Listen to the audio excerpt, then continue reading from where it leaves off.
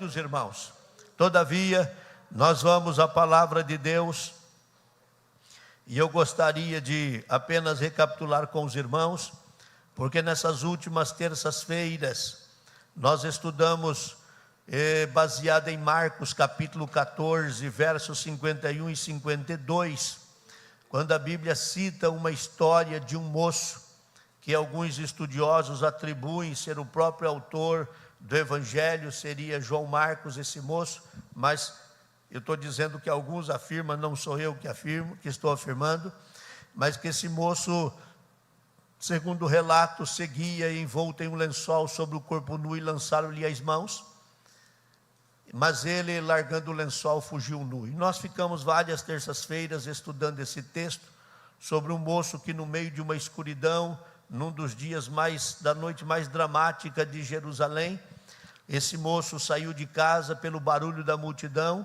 e não teve tempo de vestir a roupa da época, enrolou um lençol e saiu, acreditando que por ser de noite, parecia decente, a escuridão favorecia, então ele se enrolava num lençol e ninguém ia perceber o que estava acontecendo. Mas a surpresa dele foi tanta que quando olharam para ele, identificaram ele como sendo um dos discípulos de Jesus, correram atrás e quando correram, seguraram o lençol e o lençol se soltou e ele saiu correndo nu no meio do povo e voltou para casa envergonhado. Mostramos aos irmãos então que este moço ensina algumas lições. A primeira é aqueles que não têm compromisso com Jesus. Ele gosta da igreja, gosta dos hinos, gosta do que acontece, mas ele não tem compromisso nenhum. Se perguntar, ele não sabe nem dizer por que ele canta num grupo, por que toca na orquestra, por que ele participa de algum grupo da igreja, ele nem sabe. Ele está ali sem compromisso algum. É alguém que tem apenas uma máscara, apenas algo que está superficialmente lhe protegendo. Mostramos aos irmãos também que é símbolo daqueles que defendem a ideia do pragmatismo hoje. O que prega o pragmatismo? Prega a gente fazer, a igreja se adaptar naquilo que dá certo. Então está dando certo, vamos fazer. Está dando certo, vamos mudar. Está dando certo, vamos mudar. Só que na verdade a Bíblia não nos chamou para fazer o que dá certo. A Bíblia nos orienta a fazer o que é certo. E tem uma diferença muito grande entre o que dá certo e o que é certo. E o que é certo é certo. Pode as leis da nação, do estado, do município mudar. Se confrontar com o que é certo, a igreja vai se posicionar dizendo que não. Porque a igreja foi chamada para defender o que é certo e não para fazer o que dá certo. E por fim, falamos aos irmãos que esse moço é um símbolo daqueles que não podem se defender. Por quê? Porque quando puxaram o lençol, facilmente tiraram o lençol. E o crente não foi chamado para ter um lençol envolto no corpo. O crente foi chamado para vestir a armadura de Deus e lutar. Eu vou repetir, o crente não foi chamado para ter um lençol, uma máscara, para ter uma carapuça, uma casca em volta de si. Ele foi chamado para vestir a armadura de Deus. Proteger a cabeça, os pés, o peito, o corpo, ter um escudo e ter a espada na mão e ter a armadura de Deus. Muito bem, domingo agora, estava pedindo a Deus uma orientação de uma palavra para o nosso culto abençoado que tivemos, e Deus durante a semana fez soar em meu coração um texto que até lemos domingo. E eu disse aos irmãos que nós iríamos avançar em outros domingos aqui nos cultos. E para isso tomamos por base Deuteronômio capítulo 28, desde o primeiro verso até o verso de número 15. Obviamente que em casa, ou se você abrir a Bíblia, vai poder acompanhar, porque no capítulo 28 de Deuteronômio, Deus está falando ao povo a respeito de bênçãos e também a respeito de maldições. No capítulo 28 de Deuteronômio, nós temos 14 bênçãos. 14 bênçãos. Porém, a partir do verso 15, 53 maldições. Bênçãos que quando a gente ouve como crente, a gente tem uma alegria no coração. Por exemplo, o Senhor vai te pôr por cabeça e não por cauda. Vai estar só por cima e nunca por baixo. Você vai emprestar para muita gente, nunca vai pedir emprestado. Vocês não dão glória a Deus, nem assim, é? Eu estou falando de bênção, está escrito na Bíblia, é bênção. Está escrito na Bíblia. O Senhor vai abençoar a tua entrada, vai abençoar a tua saída, vai abençoar o fruto do teu ventre, né? Vai te confirmar por povo santo, vai mandar que a bênção esteja contigo no celeiro, aonde você colocar a sua mão. Está tudo aí no capítulo 28 de Deuteronômio. Só que a partir do verso de número 15, aí inverte. E por praticamente 3 vezes a quantidade de bênção são as quantidades de maldições. E elas são pesadas, são duras.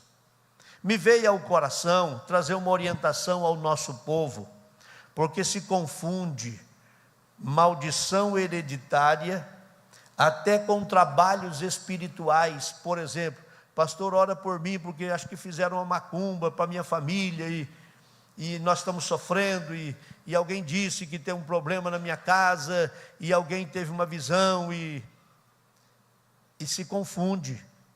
Uma coisa é uma ação demoníaca, usando uma pessoa para um trabalho específico. E uma outra coisa é a questão que envolve isso que é chamado de maldição hereditária.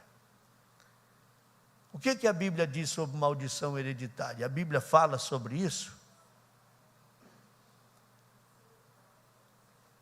Uma maldição pode ser transmitida de geração para outra geração nas famílias? Pode uma maldição atingir um crente salvo, lavado e redimido pelo sangue de Jesus?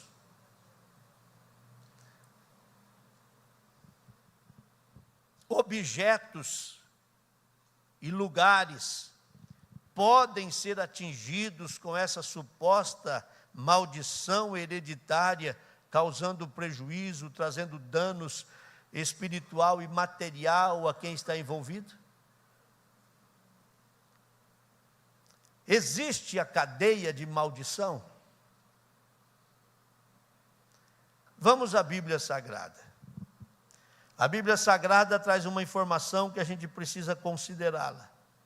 Êxodo capítulo de número 20. Êxodo capítulo de número 20, a partir do verso 1. Diz assim: E falou Deus todas essas palavras, dizendo: Eu sou o Senhor teu Deus, que te tirei da terra do Egito e da casa da servidão. Não terás outro deuses diante de mim. Não farás para ti imagem de escultura, nem alguma semelhança do que há em cima no céu, nem embaixo da terra, nem nas águas debaixo da terra. Não te encurvará a elas e nem as servirás, porque eu, o Senhor teu Deus, sou Deus zeloso, que visito a maldade dos pais nos filhos até a 3ª e 4ª geração daqueles que me aborrecem. Então a Bíblia fala de maldição hereditária?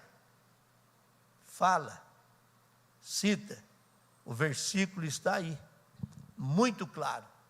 Mas notem os senhores, que a maldição que aparece nesse texto, pode deixar projetado, a maldição que aparece nesse texto, não tem nada a ver com problemas de vícios, falência, doença, como alguns acham ter.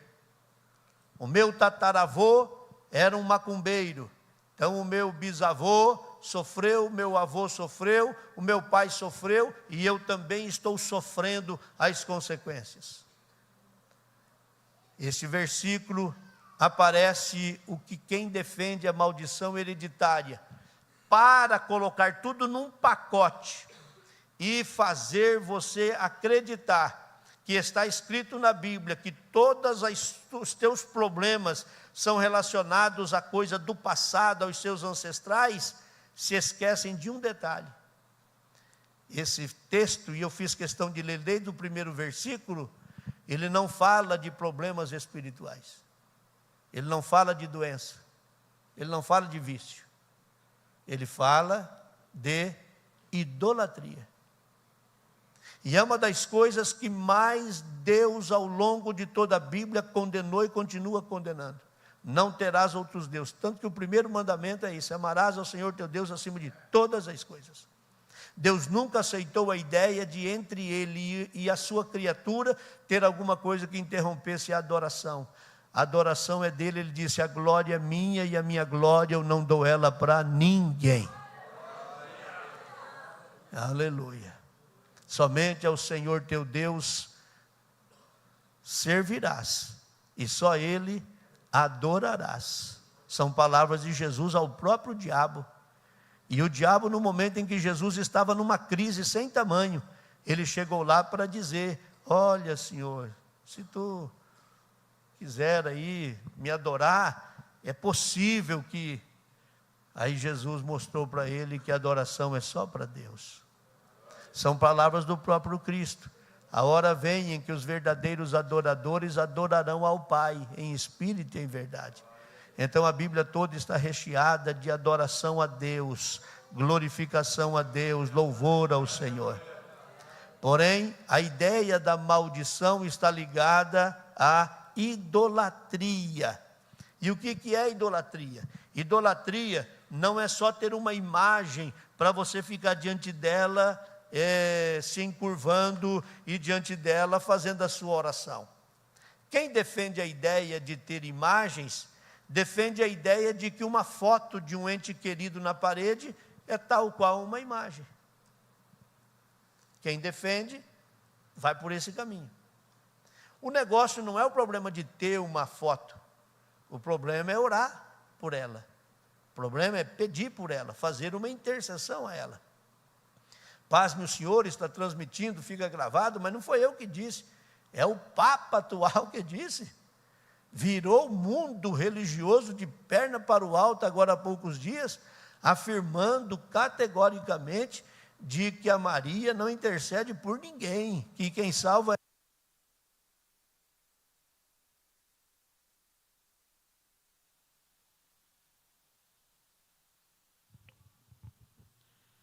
Você viu? O negócio é sério. Se fosse há uns 30 anos atrás, os crentes iam falar: é o diabo que entrou no microfone. E a gente acreditava nisso, né? Mas eu pergunto para o irmão: você acha que, meu irmão do céu, num culto desse, irmão, o diabo entrar no lugar desse aqui é um suicídio para ele, irmão? Você não concorda comigo? Olha, se ele estiver no coro de algum crente aí, eu não sei, aí tem que estar muito escondido, porque entrar num ambiente de culto como esse aqui é um suicídio para ele, para os seus demônios. Muito bem, mas ele fez isso. Ele virou o mundo religioso de perna para o alto e afirmou, não sou eu que estou dizendo, foi ele que afirmou. Porque Deus não aceita essa interferência. Então a maldição hereditária é real, existe. O que a Bíblia Sagrada fala sobre isso?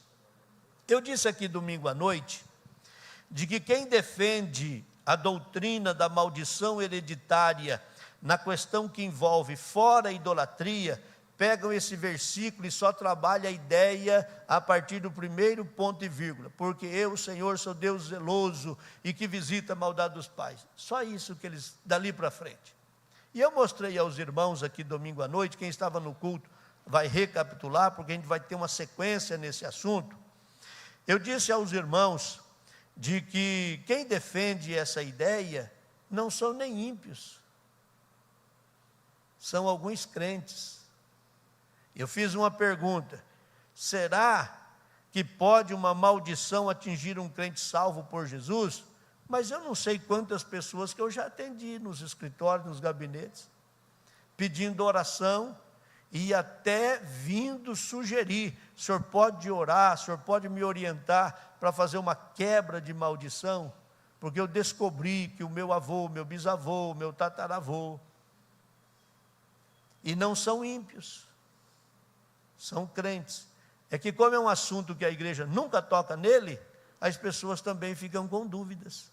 Então eu entendi durante essa semana, ouvindo a voz de Deus, que nós deveríamos parar num domingo e mostrar isso aos irmãos, não sei se um ou mais, e nas terças-feiras, aproveitando os dirigentes das congregações que vêm, também para a gente tocar nesse assunto, não para falar o que eu acho, mas para a gente olhar na Bíblia e ver o que a Bíblia fala. Quem defende essa prática, eles ensinam que mesmo os crentes em Jesus, nascido de novo, estão sujeitos a sofrer as terríveis consequências do pecado e das maldades praticadas pelos ancestrais. Eu disse aqui domingo à noite, que quando iniciou-se o movimento da Adonep, quando iniciou há muitos anos atrás, iniciou com um propósito de um empresário convidar outro empresário, colocar num ambiente e dar testemunho, e um empresário ganhar outro empresário para Jesus. Mas de repente virou um movimento, criou muitos problemas dentro das igrejas, virou uma igreja, que era o que a Assembleia de Deus mais batia na tecla. Muitos saíram dali para fundar outras igrejas, e dividiu muita igreja, e criou um transtorno sem tamanho. O certo é que parece-me que sobreviveu, e ainda hoje tem alguns resquícios. Não sei até que ponto a influência é grande, mas ainda tem alguns resquícios, e parece-me que hoje já não tem mais esse sentimento, porque foi um movimento que teve uma freada extremamente grande. Mas quando ela estava no auge, e eu volto a dizer que eu não condeno a ação da atitude, condeno a ação das consequências de alguém aproveitar aquele momento e não obedecer aos seus líderes e criar movimento para eles, né? Mas o processo é um processo legal, bonito. Quando isso estava acontecendo, esse povo começou a trabalhar muita ideia dessa questão da maldição hereditária. Então vendia, aí eu já vou dizer por experiência própria, porque nesse período eu já estava iniciando dirigir igreja, e eu por algumas vezes participei de algumas reuniões, aonde já se ventilava isso. E a igreja se defendendo, o nosso pastor era um santo homem de Deus, que tinha um zelo pela igreja, um cuidado, qualquer movimento ele tinha um cuidado muito grande para proteger a igreja, e esse foi por quê? Porque uma cidade grande como a gente morava, houve um movimento muito grande de empresários indo atrás desse movimento, e a ideia era tirar esse povo dentro da igreja, né? Culto de terça-feira, cadê os empresários da igreja? Está tudo num jantar, tudo num lugar, né? Festa, não importava se era festa, o que tinha, o importante era ir lá, e vai criando problema para a igreja. Eu penso que qualquer coisa que prejudique o andamento de uma igreja, é Deus fora do negócio. Tem tantas opções para poder fazer isso, né? Então eu penso que quando aparece alguma coisa que interrompa o curso natural de uma igreja, eu penso que aí o negócio está um pouquinho fora do que é o normal. Mas nesse momento, em que eles trabalhavam muito a questão da maldição, você não prospera porque você tem um ancestral maldito. Uma mulher nos Estados Unidos escreveu um livro chamado Quebre a Cadeia da Maldição Hereditária. Virou um best-seller na época, um dos livros mais vendidos, porque nas reuniões as pessoas vinham, compravam e levavam mais 2, 3 para dar para mais amigos, e isso virou uma loucura esse livro. Nesse livro contava a história de uma família que herdou uma fazenda nos Estados Unidos, e que essa fazenda, tudo que essa família fazia não dava certo. As pragas nas plantações, dívidas, a família doente, seca, vento, tudo isso era um problema para aquela. Então eles ouviram sobre isso e resolveram, e descobriram que estava debaixo de uma maldição hereditária. Aí, segundo o livro, a família se reuniu, e a família decidiu quebrar a maldição que tinha naquela terra. A família decidiu quebrar a maldição que tinha naquela terra, baseado em Mateus 12, 29.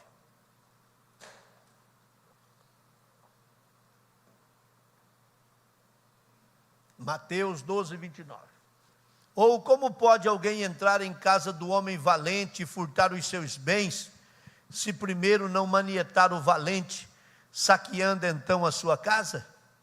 Foi na revelação desse versículo que esta família entendeu que o valente era Satanás. Então a família, num gesto simbólico, eles amarraram o diabo e eles saquearam o diabo e tirou as penas do diabo e mandou o diabo embora. E a partir do momento em que isso aconteceu, aquela fazenda virou um lugar de muita prosperidade.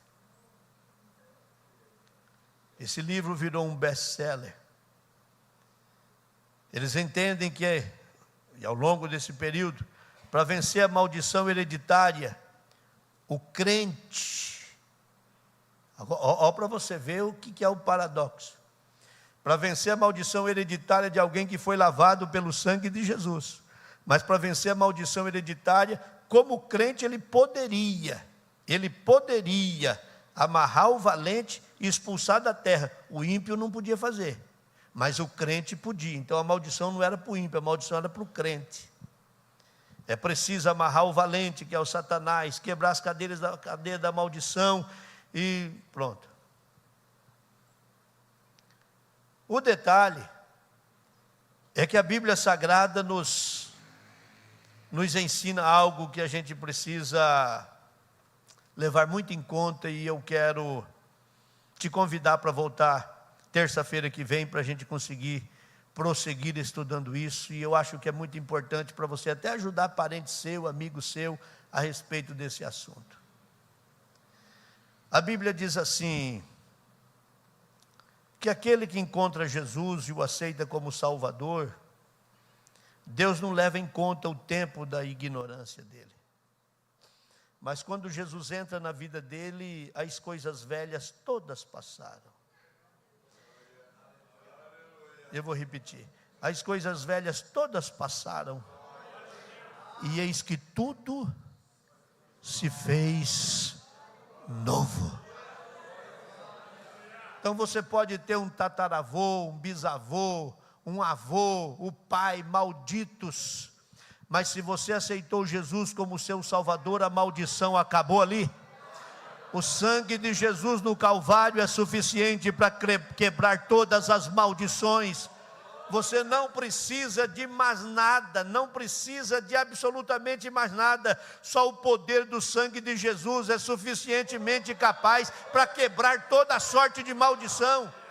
Então, se porventura os teus ancestrais tinham problemas com bebida, com vícios, com problemas espirituais, problemas financeiros, você pode hoje mudar o seu amanhã. Você não pode mudar o seu passado, mas hoje você pode mudar o seu amanhã, se você entender de Deus pela fé, que Jesus é suficientemente capaz para lhe dar graça, para acabar essa maldição na sua vida, essa maldição familiar, que eu não estou dizendo que ela não existe, aliás, estou lhe mostrando à luz da Bíblia que é possível ter a visitação até a terceira e quarta geração, em que pese está relacionado à idolatria, mas digamos que é isso que você acredita, que todo esse problema de miséria, de falência, de saúde, espirituais, são coisas que o teu avô via, avó via, então isso vem de lá para cá. Eu estou lhe dizendo que a partir do momento em que você aceitou Jesus, isso acabou. Jesus entrou na sua vida, acabou. Então a sua descendência não vai mais depender de tataravô e bisavô. A sua descendência vai olhar para você, e na sua história de vida vai estar escrito: no dia que fulano de tal aceitou Jesus, aí os teus netos, teus filhos vão olhar e vai dizer: nós somos abençoados por causa do meu pai. Os netos vão olhar e vai dizer: nós somos abençoados por causa do avô. O bisneto vai dizer: nós somos abençoados por causa do bisavô. Oh, bendito é o Senhor. A sua descendência não vai povoar o inferno, a sua descendência não vai viver na miséria, a sua descendência não vai viver doente, a sua descendência não vai viver nos vícios, a sua descendência será uma descendência abençoada, porque Jesus entrou na sua vida e transformou a sua vida. Urabacan, Teremandarabachandarabacarabagay. Urabacan, Turabagai, Arabacan, Turiandarabagai. Aleluia. Vamos encerrar só para você levar para casa essa verdade. Ezequiel capítulo 18, verso de número 1 até o 4. E veio a minha palavra do Senhor dizendo: Que tendes vós, vós que dizeis essa parábola acerca da terra de Israel, dizendo: os pais comeram uvas verdes, e os dentes dos filhos embotaram? Vivo eu, diz o Senhor Jeová, que nunca mais direis esse provérbio em Israel. Essa é outra oportunidade que você perdeu. Eu tinha que ter dado um glória a Deus para levantar o teto. Olha a expressão que Deus usa: eis que todas as almas são minhas.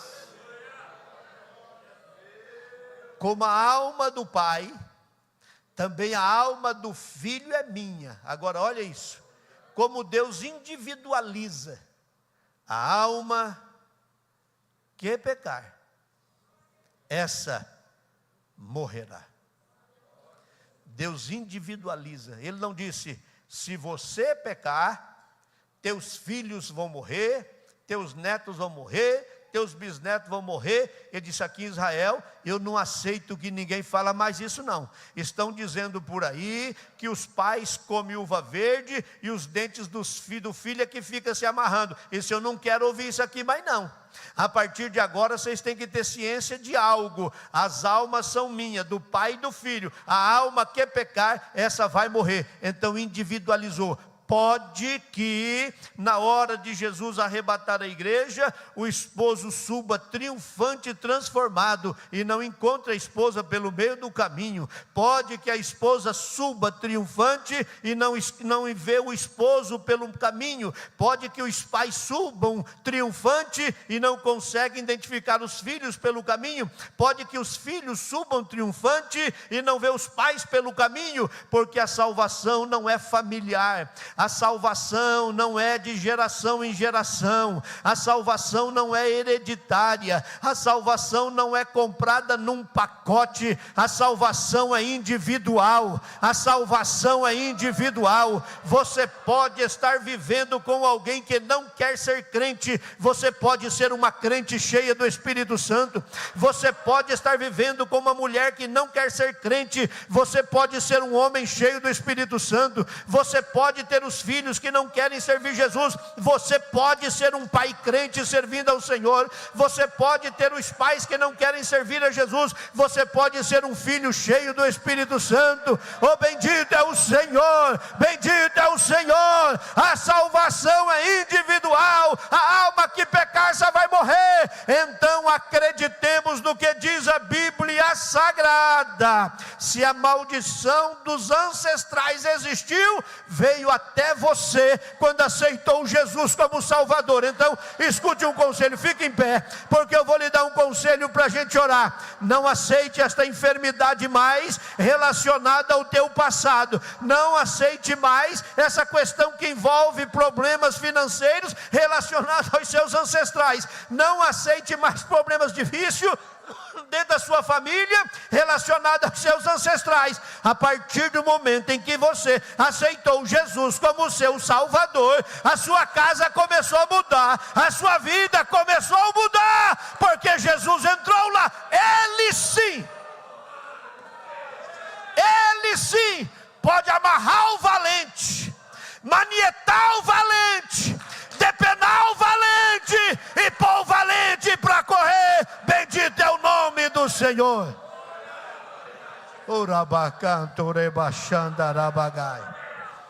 Oh, aleluia, aleluia, aleluia. Eu sinto graça esta noite aqui. Eu sinto Deus esta noite aqui. Eu sinto Deus esta noite aqui.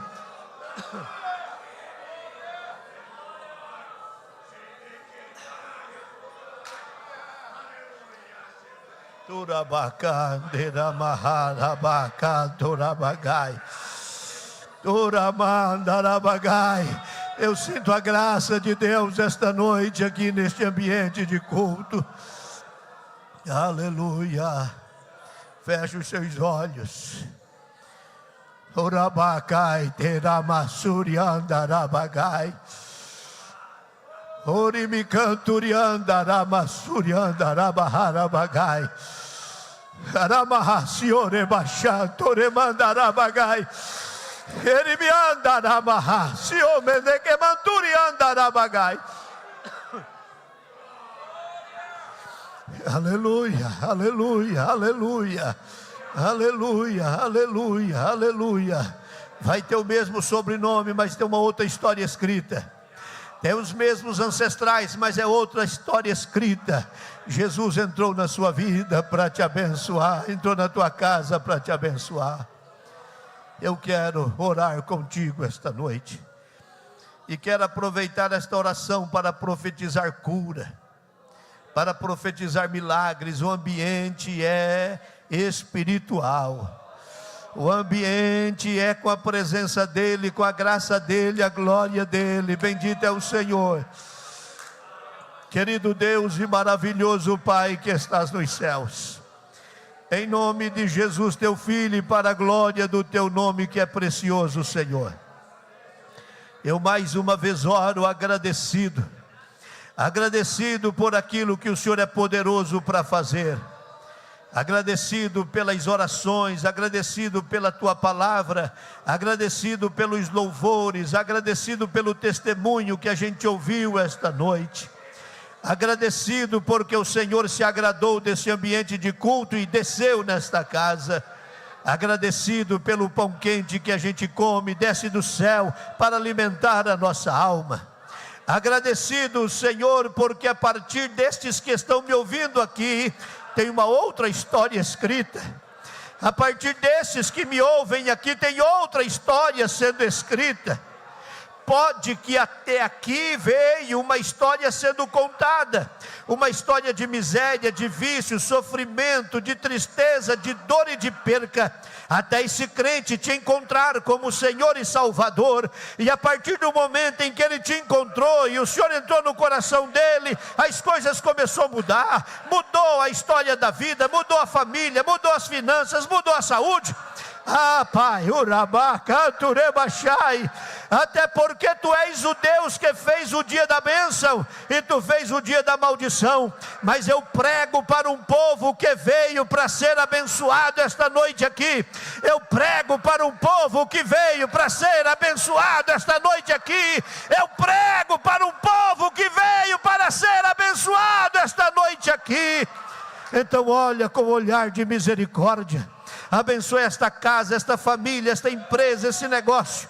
A partir de hoje, Senhor, a visão desse crente será totalmente transformada, e ele vai poder entender quais são os teus propósitos de milagre, em nome de Jesus e para a glória do Senhor. Projeta, por gentileza, Deuteronômio 28, verso de número 2. Aí vamos fazer um lindo coral e vamos encerrar citando 1, 2, 3.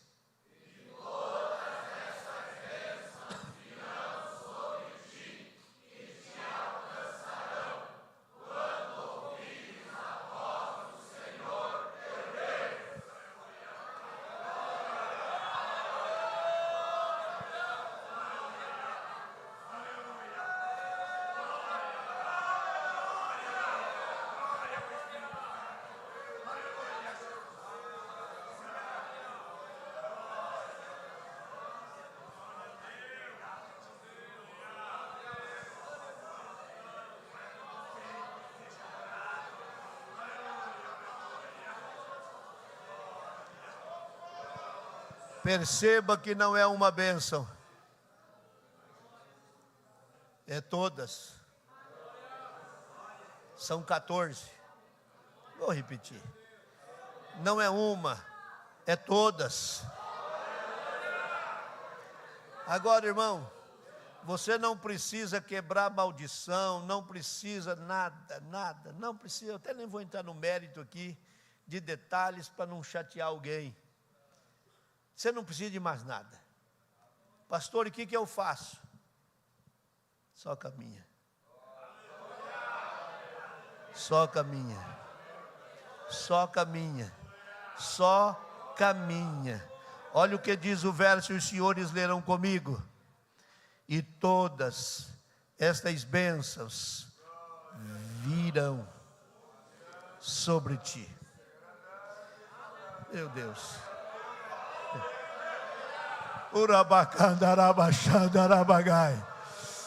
Aleluia. Já aconteceu de você estar andando rapidamente e de repente alguém por trás trombar em você e você levar um choque assim com aquele... É o que vai acontecer a partir de então. É você andando, de repente vai levar um choque. O que aconteceu? É os céus dizendo: é mais uma bênção, é mais uma bênção, é mais uma bênção, é mais uma bênção. Você não precisa correr atrás delas, é elas que correrão atrás do crente que é fiel. Tenham todos um bom retorno. Aleluia. Que Deus abençoe grandemente a sua noite, seja uma noite de muita paz. Deita e durma o sono dos justos. Que o seu retorno seja protegido pelo Senhor. Que a sequência da semana seja uma sequência abençoada pelo Senhor, na melhor semana da sua história de vida. E ao encerrar esse culto, nós dizemos que o grande amor do Deus Pai, a graça de Jesus, seu Filho, nosso eterno Salvador, a comunhão e as consolações do Senhor Espírito Santo esteja com todo o povo hoje e sempre.